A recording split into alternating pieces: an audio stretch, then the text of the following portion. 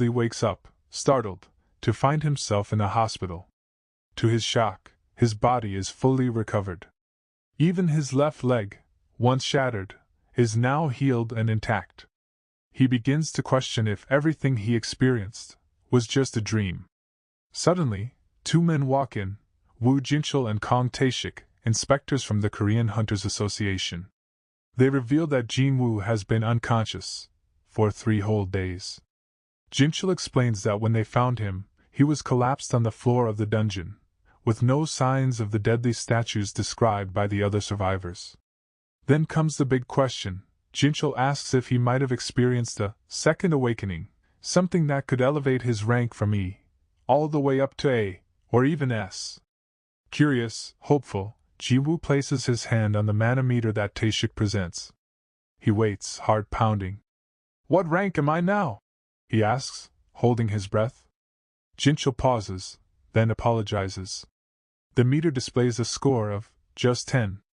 Taeshik mutters as they walk away. Even E ranks typically get higher than 70. He's basically just a civilian. Confused, disappointed, Jinwoo wonders, why didn't they ask about the message from the system? A flashback hits him. He remembers that critical moment in the dungeon, the message, the quest, and how his heart would have stopped if he hadn't accepted. The courage of the weak. Suddenly, the door bursts open. His younger sister, Sung Jaina, rushes in, eyes filled with worry. She scolds him, nearly in tears, saying she's ready to quit school and work, just to keep him from risking his life as a hunter. Her words sting. Jinwoo reflects on how he was willing to sacrifice himself, leave her behind, in the double dungeon. He asks her casually, almost playfully, if she sees anything strange around him. Like a system message? She gives him a puzzled look. "Check your inbox," she jokes, comparing it to a video game, then heads out to meet her friend, Han Song-mi. Left alone, Jinwoo turns to the glowing blue screen hovering before him. It displays 2 notifications. One, the system will aid player development. The other, failure to comply may result in a penalty. Another message pops up. Rewards have been delivered. Still trying to make sense of it all, Jinwoo opens his quest log. There it is, daily quest, strength training has arrived. 100 push-ups, 100 sit-ups, 100 squats, and a 10-kilometer run. He scoffs, still thinking it's a hallucination, and lays back down. Meanwhile, in a black car on the road, Jinchul speaks with Chairman Go Gun-hee over the phone. He reports Jinwoo's test results, and their confusion about his supposed reawakening. Gun-hee listens. "We were lucky to avoid a dungeon break," he says. "But something still doesn't add up." They agree to mark the incident as a special case in the association's database, for further review.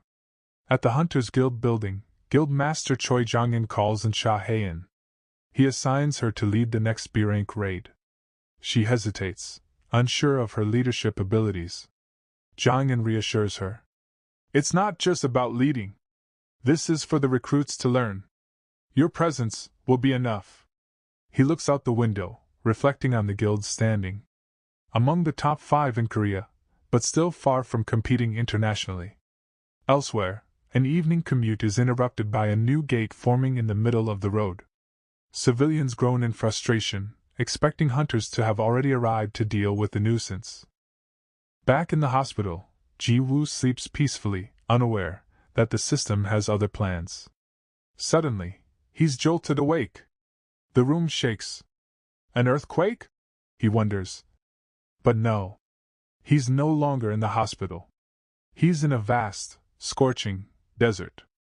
A new message, penalty quest activated, survive for 4 hours. Then boom. A massive centipede bursts from the ground. Jinwoo runs, barely staying alive. Back at the hospital, 2 nurses panic after discovering Jinwoo's empty bed. For brutal hours pass. Jinwoo survives. Barely. Exhausted, battered, he collapses back into his hospital bed, found just in time. The next morning, Jinwoo appears outside, wearing a tracksuit. To his sister's confusion, he says, "I'm heading out." Somewhere else, Lee Juhee, still shaken by what she witnessed in the double dungeon, gets a call for another raid. No, she says instantly. She's still traumatized. But then she hears something else. Sung Ji-woo, he's awake. Her eyes widen. Later, she finds him jogging, calmly, outside the hospital. Two nurses look on in disbelief. Jinwoo sits down, calmly completing his quest tasks. He starts to understand the system's rewards, its patterns, its power. Back inside his room, a special reward appears. You have received a key. Its destination? Hapjeong subway station, Instance Dungeon. Elsewhere on the news, today's gate report announces that the Hunters Guild will be handling the gate that formed in the middle of the road. Meanwhile, Jinwoo visits someone dear to him. His comatose mother, Park Kyung-hae. The sight brings back painful memories, when he first found out she had fallen into the eternal sleep disease. He remembers the construction jobs, becoming awakened, his decision to hunt, not for glory, but for her hospital bills. He recalls cruel moments, being laughed at by other hunters, scolded, told to stay in a corner while they did the real work. They took his share of the loot, and he apologized for being weak. But now, things are different.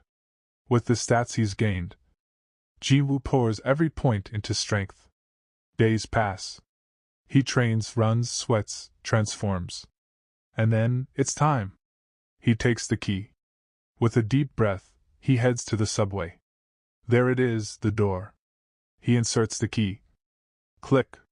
The dungeon opens. No turning back. Inside, it's dark, quiet, an abandoned hallway. Then movement. Goblins. He freezes. No healer. No backup. Just him.